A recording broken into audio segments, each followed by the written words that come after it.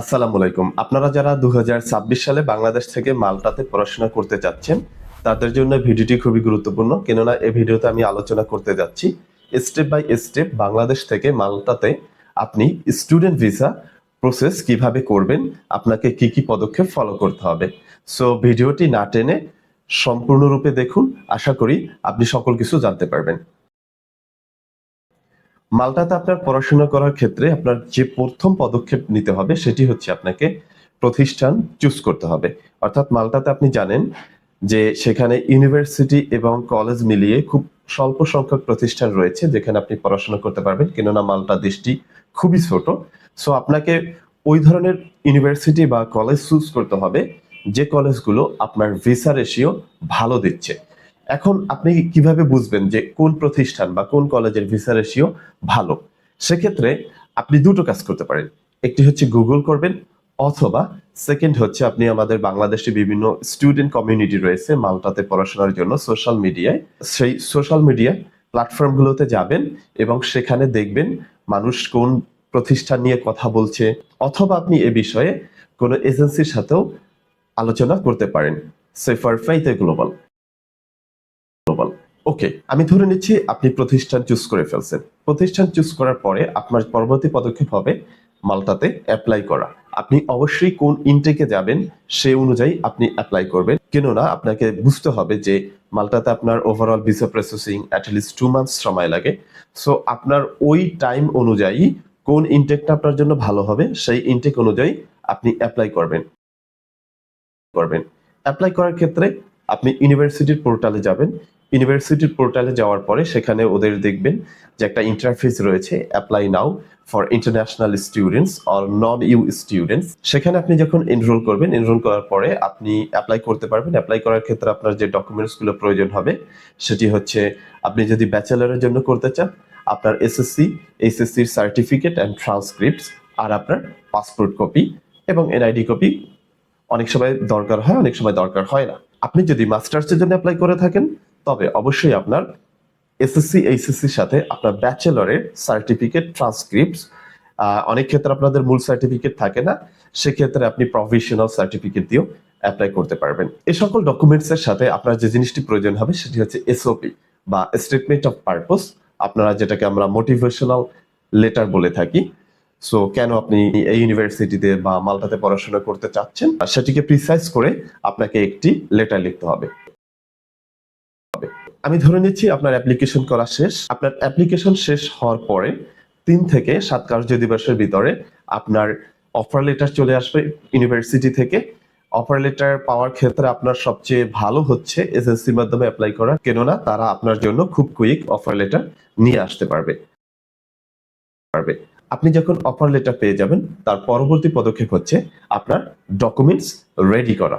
Documents ready করে আপনি মাল্টার visa appointment নেবেন বা ভিএফএস অ্যাপয়েন্টমেন্ট নেবেন।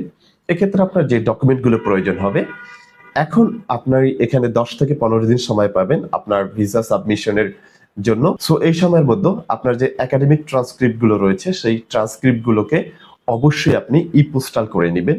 আপনার সকল একাডেমিক ডকুমেন্টস ই পোস্টাল হয়ে যাওয়ার পরে আপনাকে আপনার ব্যাংক স্টেটমেন্ট এবং আপনার স্পন্সরশিপ রেডি করতে হবে। ব্যাংক স্টেটমেন্টের ক্ষেত্রে মাল্টাতে সাধারণত 20 লাখ টাকা দেখানো ভালো। কেননা তারা ভিসা দেওয়ার ক্ষেত্রে এটা অবশ্যই কল্পনা করবে আপনি যদি মাল্টাতে 1 বছর পড়াশোনা করেন তাহলে আপনি কি করবেন সেখানে গিয়ে। যদি আপনার 10 লাখ টাকা ব্যাংক অ্যাকাউন্টে থাকে তাহলে আপনি কি পরবর্তী 1 বছর সেই 10 লাখ টাকা দিয়ে চলতে পারবেন? সো এক্ষেত্রে আমি মনে করি আপনি যদি 20 লাখ টাকা দেখেন সেটা আপনার জন্য খুবই ভালো হবে। ব্যাংক স্টেটমেন্টের স্পন্সরশিপের ক্ষেত্রে আপনাকে অবশ্যই ফার্স্ট ব্লাড কাউকে দেখাতে হবে। যেমন আপনার বাবা, হতে পারে আপনার মা, অথবা আপনার কোনো ভাই, অথবা আপনার বোন। এক্ষেত্রে আপনাকে জেনে রাখা ভালো যে আপনি যদি ব্যাচেলরের জন্য অ্যাপ্লাই করেন তাহলে অবশ্যই স্পন্সরশিপ অন্য কেউ হবে, অর্থাৎ আপনার ফার্স্ট ব্লাড কেউ হবে। বাট আপনি যদি মাস্টার্সের জন্য অ্যাপ্লাই করতে চান তবে আপনি সেলফ স্পন্সরশিপও দেখাতে পারেন। কেননা মাস্টার্স যে স্টুডেন্ট থাকে সে অবশ্যই কোনো বিজনেস বা অন্য কিছু করতে পারে, অথবা সে জব করতে পারে, তখন তার নিজের একটা ক্রেডিবিলিটি তৈরি হয়। আরেকটু কথা বলে রাখা ভালো, আপনাকে কিন্তু ব্যাংকের মিনিমাম 3 to 6 মান্থের ক্রেডিবিলিটি দেখাতে হবে। এরপরে আপনার ব্যাংকের যে কার্ড রয়েছে, আপনার যদি কোনো ডুয়াল কারেন্সি কার্ড না থাকে, কার্ড বানিয়ে নেবেন আপনার ব্যাংক অ্যাকাউন্ট থেকে। সেই কার্ডের ফটোকপি কিন্তু আপনাকে শো করতে হবে। আপনার একাডেমিক সার্টিফিকেট, ব্যাংকের স্টেটমেন্ট, স্পন্সরশিপ যাই বলি না কেন, এই সকল কিছু কিন্তু আপনার ই পোস্টাল এবং নোটারাইজেশন করা থাকতে হবে। এই সকল ডকুমেন্টস রেডির পরে আপনি বিএফএস অ্যাপয়েন্টমেন্ট নেবেন। বিএফএস অ্যাপয়েন্টমেন্ট নেওয়ার ক্ষেত্রে আপনি অনলাইনে বিএফএস লিখে সার্চ দিবেন এবং মাল্টার জন্য ডেডিকেটেড যে ফাইল রয়েছে সেখানে আপনি যাবেন। ওরা ডেট দেখাবে আপনাকে যে কোন দিন আপনি ফাইল সাবমিশন করতে পারবেন। আপনি আপনার সুবিধাজনক ডেট অনুযায়ী আপনার ডেটটি সিলেক্ট করবেন। সিলেক্ট করার পরে সেখানে আপনাকে ওরা একটা ফি কাটবে।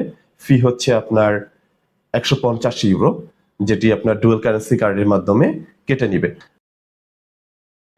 আমি একটি ইনফরমেশন দিতে ভুলে গেছি, আপনাকে কিন্তু একটি হেলথ ইন্স্যুরেন্সও আগে করে নিতে হবে বিএফএস সাবমিশনের পূর্বে। হেলথ ইন্স্যুরেন্সে সাধারণত আপনার 97 ইউরো খরচ হয়ে থাকে। এটি আপনি সুইস কেয়ার বা অন্য যে কোনো একটি ইন্টারন্যাশনাল অর্গানাইজেশনের মাধ্যমে করতে পারবেন। বিএফএস সাবমিশনের ক্ষেত্রে আপনাকে যেটি জানানো জরুরি সেটি হচ্ছে দুটি ক্যাটাগরি আছে, জেনারেল এবং প্রিমিয়াম। আপনি আপনার ইচ্ছা অনুযায়ী যেটি চুজ করেন। আপনার যখন ভিএফএস সাবমিশন হয়ে যাবে তার পরবর্তীতে আপনার যে জিমেইলটি আপনি সেখানে দিবেন, সেই জিমেইলে আপনাকে কিছুদিন পরে দেখা গেছে একটি ইন্টারভিউ কল করার জন্য আপনাকে একটি জুম লিংক দেবে। অনেক সময় দেখা গেছে ইন্টারভিউ কল হয়ও না। এক্ষেত্রে 10 থেকে 20 দিনের ভিতরে আপনি একটি ইন্টারভিউ কল পাবেন। সো ইন্টারভিউটি সাধারণত আপনি অনলাইনের মাধ্যমে করবেন। আপনি আপনার বাসায় বসেও এটি করতে পারবেন। সেক্ষেত্রে দেখা গেছে ইন্টারভিউতে মূলত আপনার সিম্পল কিছু কোশ্চেন করবে যেগুলো আপনার ডকুমেন্টস রিলেটেড। তারা আপনাকে জাস্টিফাই করবে আপনি আসলে রিয়েল স্টুডেন্ট কিনা। যখন আপনার ইন্টারভিউ হয়ে যাবে, ইন্টারভিউতে যদি এম্বাসি স্যাটিসফাইড হয়ে থাকে তাহলে তারা আপনাকে ট্রানজিট মেল দিবে। ট্রানজিট মেল হচ্ছে বাংলাদেশ থেকে আপনি মাল্টাতে যাওয়ার একটি কনফার্মেশন পাচ্ছেন। ট্রানজিট মেইল পাওয়ার পরে তারা আপনাকে 5 থেকে 7 কার্যদিবসের ভিতরে পাসপোর্ট কালেকশনের জন্য বলবে। আপনি ভিএফএস থেকে পাসপোর্ট কালেকশন করবেন এবং আপনি আপনার ডেট অনুযায়ী এয়ার টিকিট করবেন। এয়ার টিকিট করে মাল্টাতে পৌঁছে যাবেন। এখন কথা হচ্ছে আপনি মাল্টাতে গিয়ে থাকবেন কোথায়? মাল্টাতে থাকার ক্ষেত্রে আপনি বাংলাদেশ থেকে আগে ইউনিভার্সিটির যে ডর্ম রয়েছে সেগুলো বুক করে যাবেন, কারণ অনেক ইউনিভার্সিটি স্টুডেন্টদের রেসিডেন্স প্রোভাইড করে থাকে। এর পরবর্তীতে আপনি যখন মাল্টাতে পৌঁছাবেন, পৌঁছানোর পরে আপনি দেখা গেছে সেই ইউনিভার্সিটির ডর্ম থেকে আপনি অন্য কোনো বাসায় নিজের মতো করে সিলেক্ট করে সেখানে আপনি থাকতে পারবেন। আপনি মাল্টাতে পৌঁছানোর পর ইউনিভার্সিটির রিপ্রেজেন্টেটিভ আপনাকে পিক আপ করবে এবং তাদের ইউনিভার্সিটিতে নিয়ে যাবে। আপনি আপনার সকল যে ডকুমেন্টসগুলো আছে সেখানে ফিজিক্যালি সাবমিট করে আপনি আপনার ইনটেক বা আপনার যে মেইন সাবজেক্টের ইনটেক সেটি স্টার্ট করে দিবেন বা ক্লাস স্টার্ট করে দিবেন। সো এটাই ছিল overall Malta student visa processing.